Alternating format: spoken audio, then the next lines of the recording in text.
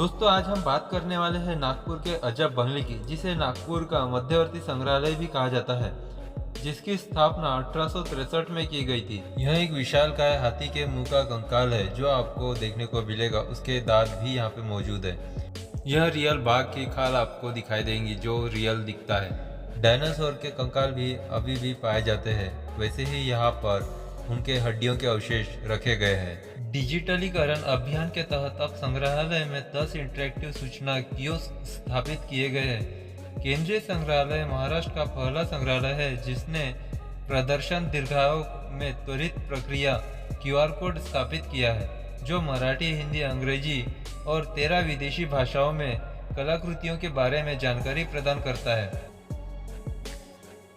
संग्रहालय में नागपुर के इतिहास को समर्पित एक विशेष गैलरी भी बनाई गई है। यहाँ पर्यटक सरस्वती, सिंधु और खुदाई के ताम्रपाषाण स्थलों, महापाषाण, ताबूत, पत्थर और ताम्रपत्र के शिलालेख, विभिन्न युगों के सिक्के और धातु आदि की प्राचीन वस्तुओं को देख सकते हैं। यह म्यूजियम नागपुर के सिविल लाइन में स्थित है, जिसका लिंक मैंने डिस्क्रिप्शन में दे दिया है। आप वहां से लोकेशन पे जा सकते हैं और यहाँ पे एंट्री फीस मात्र 10 रुपये है, जो बहुत ही कम है। और यहाँ पे आपको ऐसी ऐसी चीज़ें देखने को मिलेंगी जो शायद ही आपने अभी तक के कहीं देखी है। इसलिए एक बार तो यहाँ पे विजिट ज़रूर करें ताकि आप उन सब सारी चीज़ों को अच्छे से देख पाए और जान पाए। उनकी पूरी डिटेल आपको वहाँ पे लगे हुए QR कोड पे भी मिल जाएंगी, जो बहुत ही अच्छी बात है।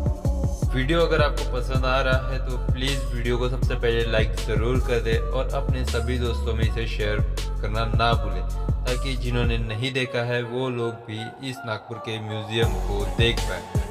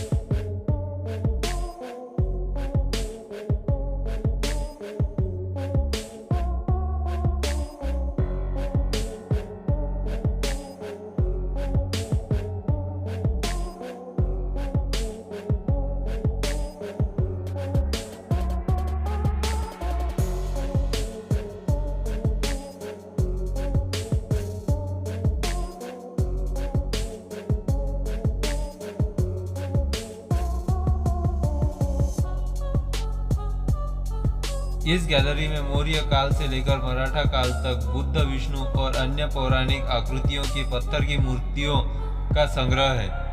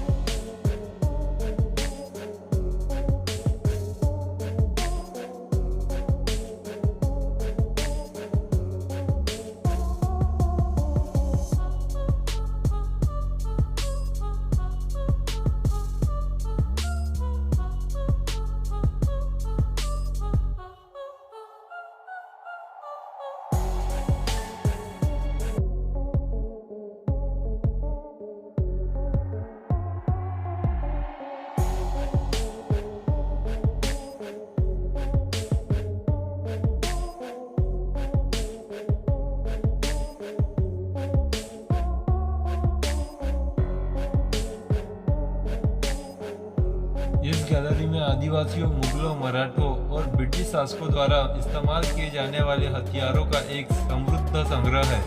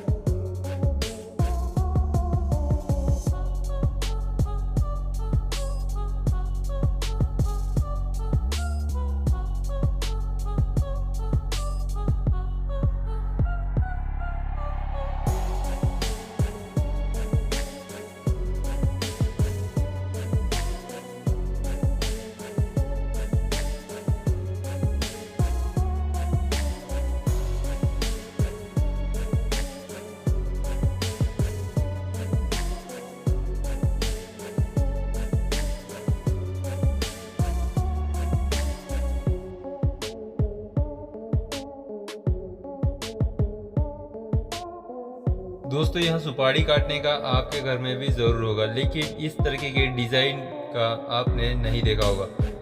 तो इस तरीके के अड़कित्ता भी इसे कहा जाता है। आप इसे क्या बोलते हैं कमेंट में ज़रूर बताएं। देख सकते हैं कि कितने खूबसूरत इसमें डिज़ाइन बनाई गई है जिससे सुपारी काटी जाती थी।